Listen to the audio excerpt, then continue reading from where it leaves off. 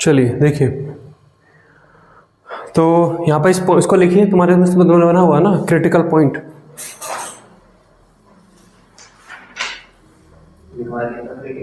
Critical point है ये, है ना। इस पॉइंट पे क्या होता है ना। ये देखिए, जो भी ये ग्राफ्स हैं आपके, ये नेगेटिव स्लोप के हैं। यहाँ पे आने पे आपका स्लोप लगभग 0 होने लगता है।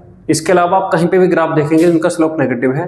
तो यहाँ पे वो बोलता है कि इस पॉइंट पे, क्रिटिकल पॉइंट पे, है ना, 30.98 डिग्री सेंटीग्रेड पे यहाँ पे क्या है कि इस जगह पे आपके अट्रैक्टिव फोर्सेस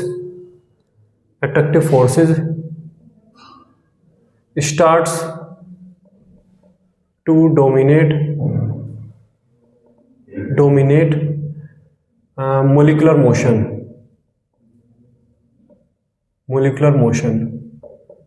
जो मॉलिक्यूल हाई वेलोसिटी से साथ मूव कर रहे हैं ना, उसको डोमिनेट करना शुरू कर देते हैं कि भाई कहाँ जा रहा है, इधर आ, लिक्विड बनना तुझे, है ना। तो यहाँ से लेके यहाँ तक ऐसा कुछ नहीं हो रहा था, गैसियस फेज था। इस पॉइंट पर आने पे एक तरीके से क्या, अट्रैक्टिव फोर्स डोमिनेट करना शुरू कर देते हैं और सारे उस गैस को लिक्विफाई उसमें ले आते हैं। ये लिखिए जरा यहाँ पे।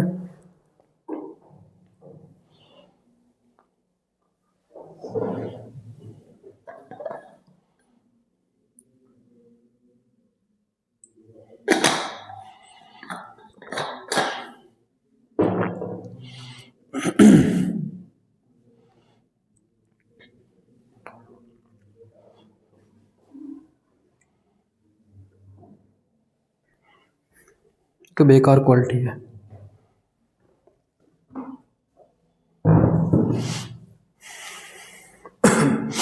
ठीक है, तो इसमें लिखिए, नोट करके कुछ पॉइंट्स लिखने हैं। ये क्या दिखाता है, अगर यहाँ पे देखो तो स्लोप है ये, है ना, एट क्रिटिकल पॉइंट। पहला पॉइंट यहाँ पे लिखिए, एट क्रिटिकल पॉइंट,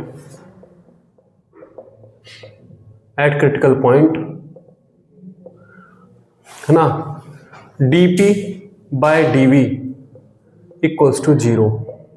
इस लाइन का जो स्लोप है वो क्या हो गया है, 0 हो गया है ना, 0 हो गया है। dp बाय dv, ब्रैकेट में लिखिए, that is the slope of line is 0। Slope of line is 0। इसके अलावा अगर आप देखो जो भी ग्राफ्स हैं वो स्लोप नेगेटिव है। तो लिखिए आगे इसमें, एक्सेप्ट दिस पॉइंट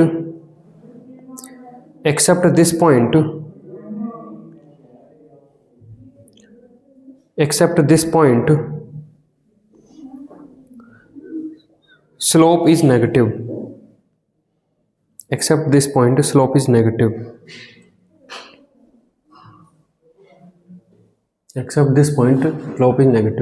सेकंड लिखिए, at critical point the volume of gaseous phase and liquid phase is equal।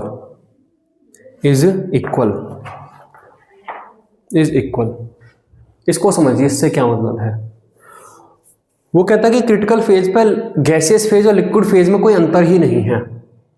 आप उसे गैसियस फेज बोल लो या उसे जो है लिक्विड फेज बोल लो, वो एक तरीके का, क्या बोलते हैं उसे, एक टर्म आती है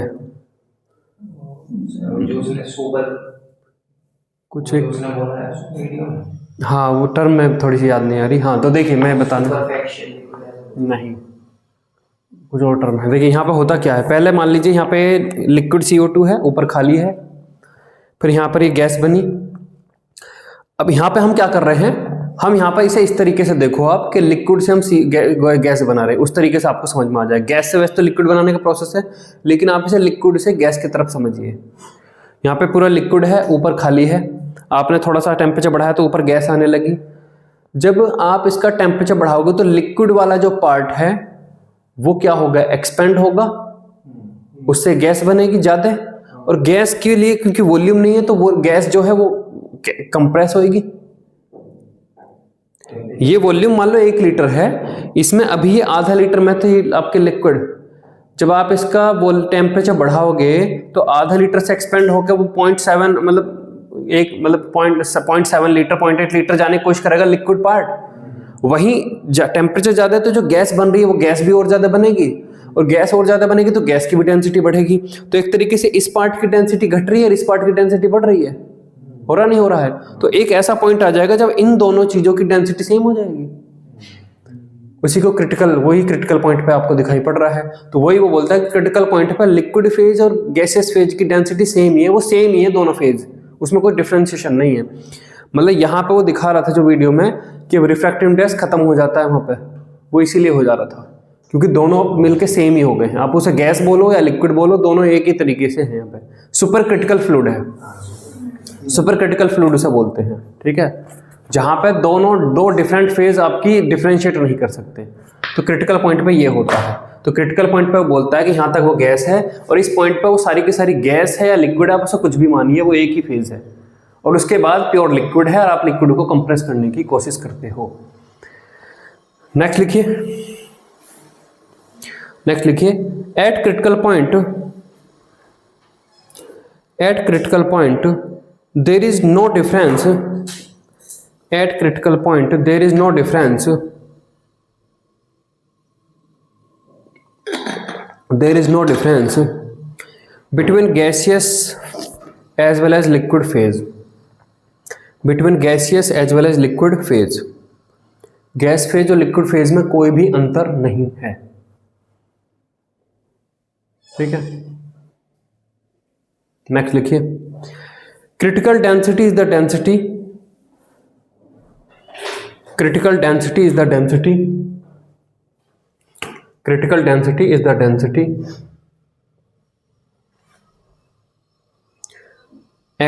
of gas at critical point, critical density is the density of gas at critical point, at critical point,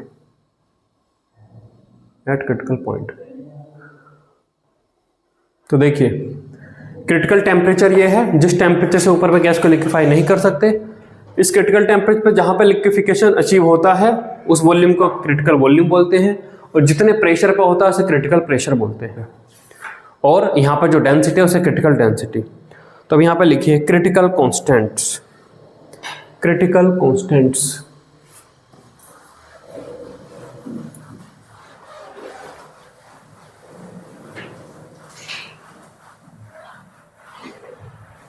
critical constants. तो पहला कॉन्स्टेंट है क्रिटिकल टेम्परेचर, पहला है क्रिटिकल टेम्परेचर,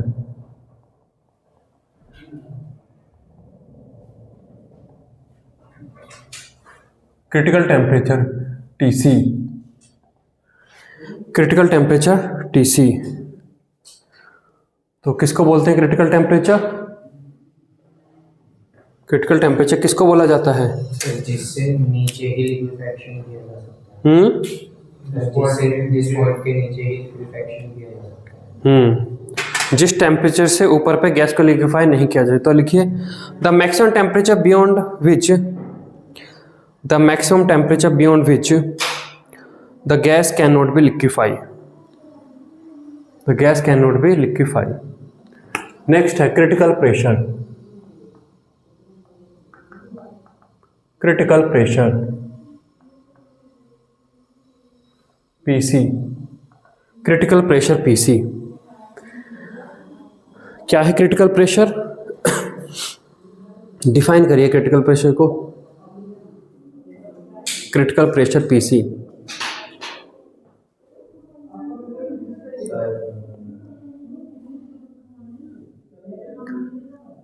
क्रिटिकल, हाँ बोलो। the pressure at which the density of gas and liquid becomes, नहीं, at critical temperature the minimum pressure required to liquefy the gas is known as the critical pressure, है ना। तो लिखिए the minimum pressure required, the minimum pressure required to liquefy the gas at critical temperature, at critical temperature। Next आपका है critical, critical volume VC, critical temperature volume, critical volume VC। Critical volume VC, critical volume VC,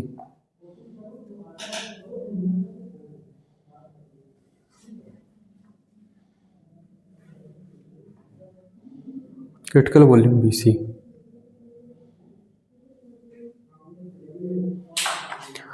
तो लिखिए the volume occupied by 1 mole of gas, the volume occupied by 1 mole of gas at critical temperature and critical pressure, eight critical temperature and critical pressure.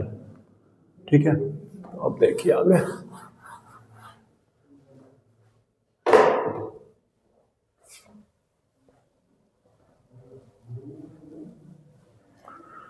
Calculation of TC, PC and VC, calculation of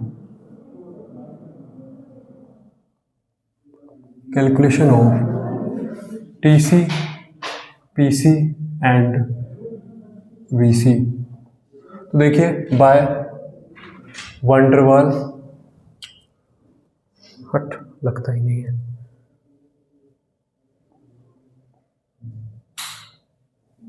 bye Van der Waals equation for 1 mole of gas, 1 mole of real gas, real gas. तो देखिए यहाँ पर P plus A upon V square,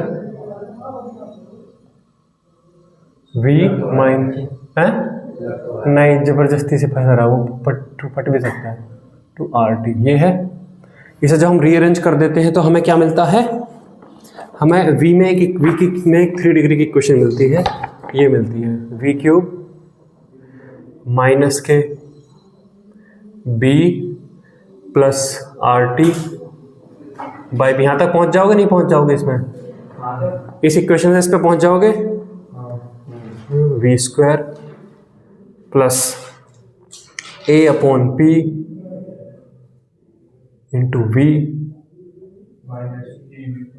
minus AB upon P equals to 0। तो ये V में लिखे हैं minus AB upon P। तो ये जो इक्वेशन है ये V में लिखी गई है ना, वॉल्यूम में हमने लिखी है। तो वो V में एक इक्वेशन है, तो V में क्यूब रूट एक इक्वेशन हमने लिखी है। इस इक्वेशन के वैसे कितने रूट होते हैं, 3 रूट होते हैं जब वो गैसियस फेज में है, जब वो गैसियस फेज में है, ठीक है, जब वो गैसियस फेज में है तब इसके 3 रूट हैं, एक रियल और 2 इमेजिनरी। वो कहता है कि eight critical point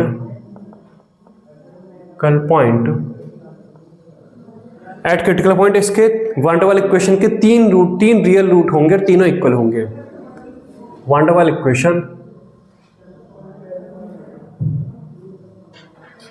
equation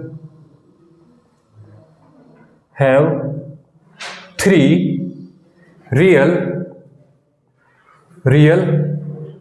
and 3 real root and all are equal। तीनों के तीनों क्या है, इक्वल है। तो इसका मतलब ये जो इक्वेशन हमारी 1 है, इसको आप कंपेयर कर सकते हो V माइनस के VC, क्योंकि 3 रियल रूट, तो वॉल्यूम का रूट क्या होगा, VC होगा, क्रिटिकल वॉल्यूम है, तो V माइनस VC की power 3 equals to 0। Equation 1 equation 2 को जस्टिफाई करेगी। 3 रूट है ना, और तीनों रूट रियल हैं और इक्वल भी हैं, ठीक है। इसको एक्सपेंड करते हैं, इसको एक्सपेंड करके हमें क्या मिलता है, इसको एक्सपेंड करिए, हमें मिलेगा V की पावर 3 माइनस के 3 VC, और यहाँ पर आपका ये V स्क्वायर प्लस के 3 VC का स्क्वायर इंटू V है ना, और माइनस के VC का क्यूब। तो देखिए मैं इन्हें डार्क कर देता हूँ, जिसमें हम डील कर रहे हैं ये V है आपका, है ना, यहाँ पर आपका ये V है ना, यहाँ पर आपका ये V है जी, ये आपका ये कांस्टेंट, हम इसमें डील कर रहे हैं, यहाँ पे हम इसमें डील कर रहे हैं, ठीक है। तो अब इनको कंपेयर करेंगे, इसको इससे, इसको इससे, ये सब कंपेयर बाजी चलेगी। तो यहाँ पर देखिए कंपेयरिंग 1 and 2, यहाँ पर 3 है ना, ये आपको 3 लिखिए। कंपेयरिंग 1 and 3, 1 and 3 को आप कंपेयर करिए। तो मैं लिख देता हूँ, मेरे पास जो है ये, तो हमारे पास हाँ क्या मिला हमारे पास 3VC इक्वल्स टू आपका हो जाएगा B plus RTC divide by PC। अब क्रिटिकल पॉइंट है तो यहाँ पर ये TC हो जाएगा और ये PC हो जाएगा, समझ गए? क्रिटिकल पॉइंट पे बात कर रहे हैं तो T की जगह TC और P की जगह PC लिखेंगे, है ना। ये आपका हो गया, इसे इक्वेशन नंबर आप बोल लीजिए 4 बोल लीजिए, है ना। नेक्स्ट देखिए 3VC का स्क्वायर इक्वल टू आपको क्या मिला, A/PC मिला, इसे आप बोल लीजिए 5 बोल लीजिए। अगला आपका क्या है, VC की power 3 equals to AB by PC, ये आपको मिला 6 मिला बाय सॉल्विंग। अब मैं लिख देता हूँ डायरेक्ट, है ना। ये कौन बताता है कि परफेक्ट क्यूब बनेगा? VC परफेक्ट क्यूब क्यों बना?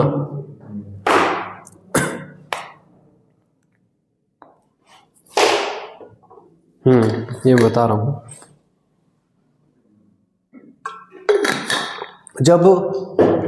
जब टेम्परेचर TC से कम है, लिक्विफिकेशन चल रहा है, तब वो कहता है कि उसके 3 रूट हैं और वे तीनों रूट रियल हैं। 3 रूट हैं, तीनों रूट डिफरेंट हैं और रियल हैं। तब ये ऐसे ट्रीट करती है, ऐसे जाती है ग्राफ, फिर ये ऊपर जाता है, फिर ये नीचे जाता है, फिर ये जाता है, 3 जगह पे कट करता है।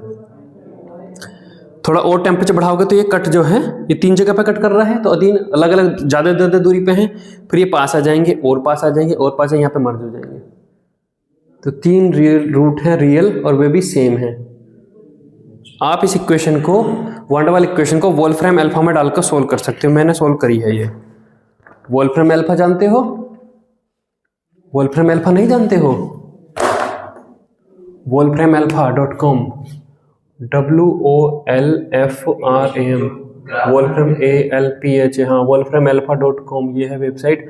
आप इस पर किसी भी तरीके की इक्वेशन डाल सकते हो, उसके ग्राफ आप सब बना देता है। तो इस पर डाल के मैंने ये सोल्व करी है। हाँ ये मैंने डाटा डाला है। मैंने ये जो है आइडल CO2 के लिए मैंने डाटा डाला है। तो ये ग्राफ ऐसे मिलता है, तो 3 रूट से मिलता है ये, ठीक है। तो 3 रूट हैं, 3 रूट ये आपके ऐसे हैं, और जैसे जैसे आप टेम्परेचर बढ़ाओगे तो 3 रूट और पास आते चले जाएंगे, तो उस क्रिटिकल पॉइंट पे मर्ज हो जाएंगे। तीनों रूट सेम हो जाएंगे रियल।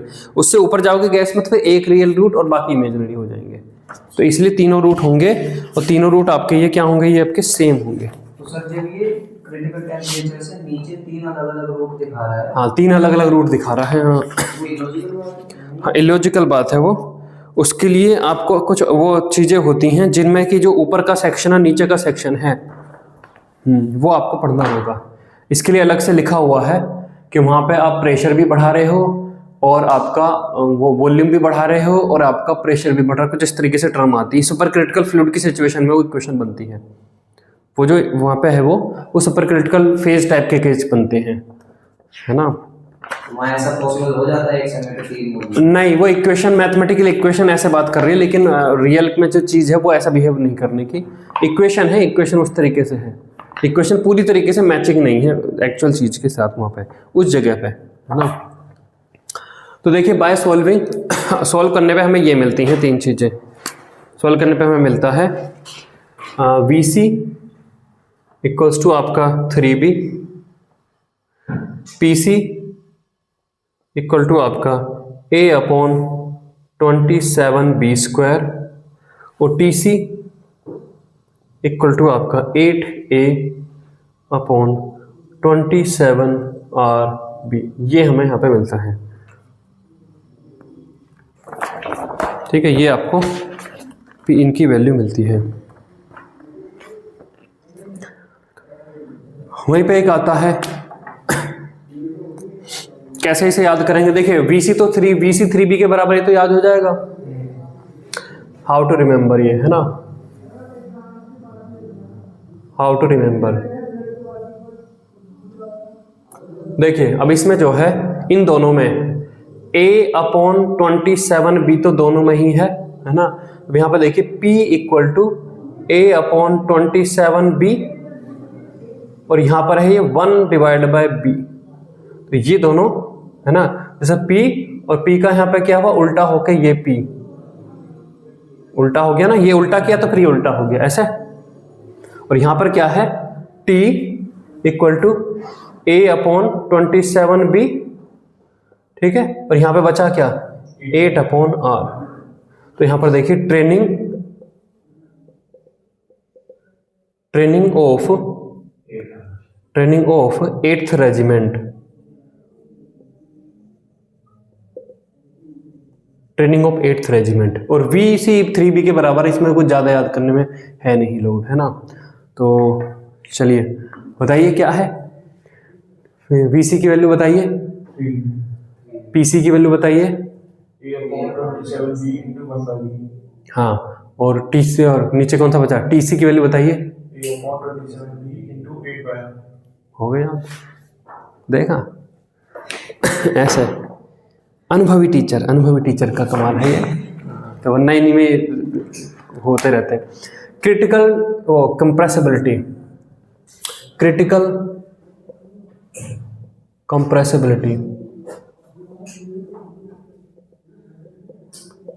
कंप्रेसिबिलिटी को बोलता है वो ZC।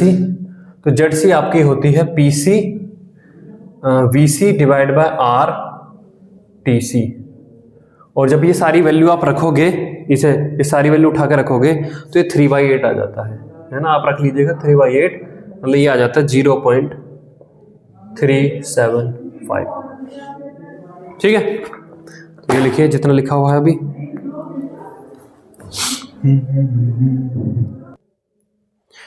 नोट करके लिखिए।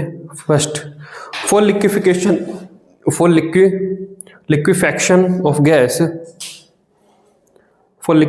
ऑफ गैस, कॉमा, अगर आपको केवल A का पैरामीटर दिया है कि भाई 4 गैस है, उनके A के पैरामीटर ये हैं, तो जिसका A ज्यादा है उसमें एट्रैक्टिव फोर्स ज्यादा है, वो आसानी से लिक्विफाई हो जाएगी। तो लिखिए comma, if the only A is given, छोटा a, if the only A is given, then next time लिखिए greater the value of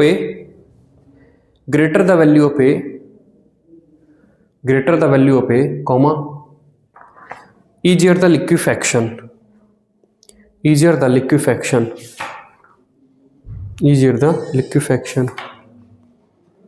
तो जो आपने वो बॉइल्स टेम्परेचर से इसे रिलेट करा था, वो चीज उसका क्या लेना है?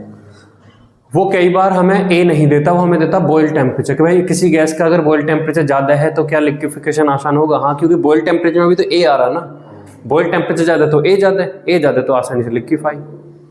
नेक्स्ट लिखिए second, if both A and B are given,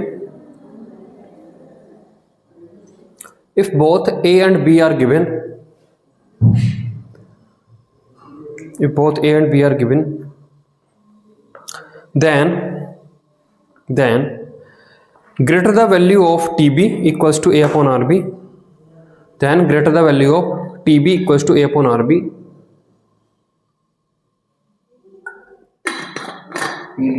TB equals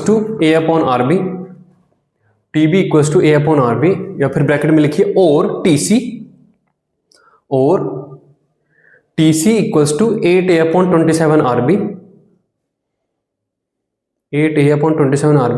that is proportional to A/B, दोनों फैक्टर A/B के प्रोपोर्शनल हैं, है ना। तो अगर किसी गैस का TC हाई है तो वो हाईयर टेम्परेचर पर भी लिक्विफाई हो पाती है। तो greater the value of A/B, greater the value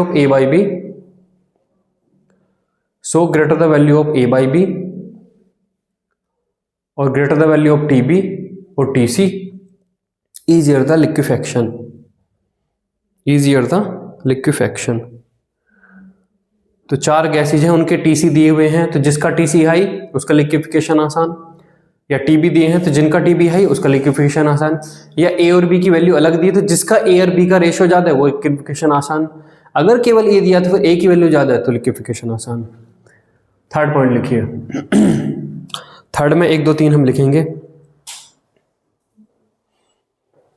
पहला लिखिए, at a temperature greater than TC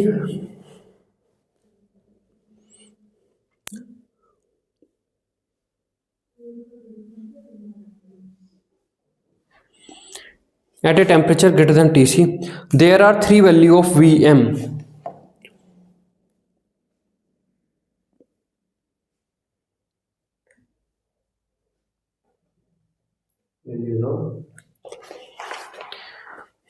There are 3 value of Vm, comma 1 real and 2 imaginary.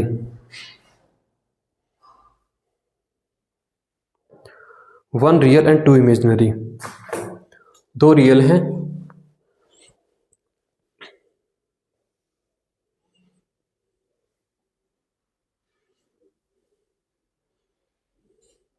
एक रियल है, 2 इमेजिनरी, 1 रियल 2 इमेजिनरी है ना। नेक्स्ट लिखिए, at temperature TC and eight critical point, इसी में 3 में ABC करके मान लीजिए, at temperature TC and eight critical point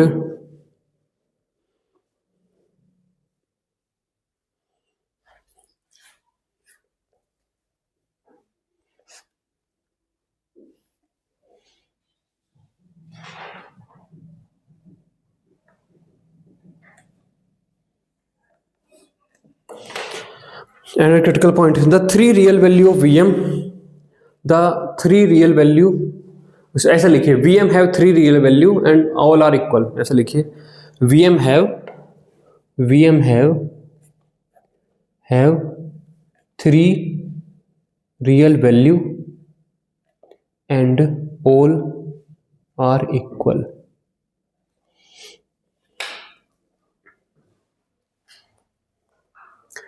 वहां पर जो, और यहां पर नेक्स्ट लिखिए, at a temperature less than TC and under the dome,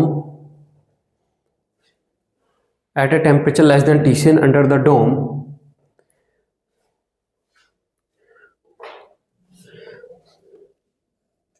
Vm have 3 distinct real values. 3 distinct real values. 3 distinct real values. देखिए वहां पर 3 डिफरेंट रियल वैल्यू मिल रही है, तो कई बार अजीब लग रहा है कि गैस के 3 वॉल्यूम कैसे हैं। वहां पर वो गैस है ही नहीं ना, गैस है, लिक्विड है, कुछ भी है ना। और ये इक्वेशन किसके लिए है? गैस के लिए, लिक्विड के लिए। जब वहां पर गैस है ही नहीं और आप उस वन टू वन इक्वेशन को लगा रहे हो तो फिर आपको एबनॉर्मल रिजल्ट मिल सकते हैं। तो फिर इक्वेशन को दोष देने की क्या जरूरत है? इक्वेशन है केवल गैसियस फेज के लिए, लेकिन जब आप गैस से लिक्विड भी बनाने लगे तो वन टू वन इक्वेशन से तो कुछ भी मिला है, फिर आपको क्यों कष्ट हो रहा है? सर हम ये तो नहीं सोच सकते ये बात, क्या पता हो रहा हो हमारे साथ, उसका उस फेज का भी तो कुछ आइडिया नहीं है क्या बनना है। तो मैं क्या कह रहा हूं कि आप वन टू वन इक्वेशन को लगा के आप यहाँ पर क्या ले रहे हो, रूट निकालना चाह रहे हो ना, 3 वॉल्यूम। और जब वो फेज गैस में है ही नहीं तो आप क्यों एक्सपेक्ट कर रहे हो कि 3 वैल्यू क्यों सेम होगी, उसके लिए क्यों लड़ रहे हो? कुछ भी हो वहाँ पर, है ना। यहाँ पर खत्म होता है ये गैसीय स्टेट चैप्टर।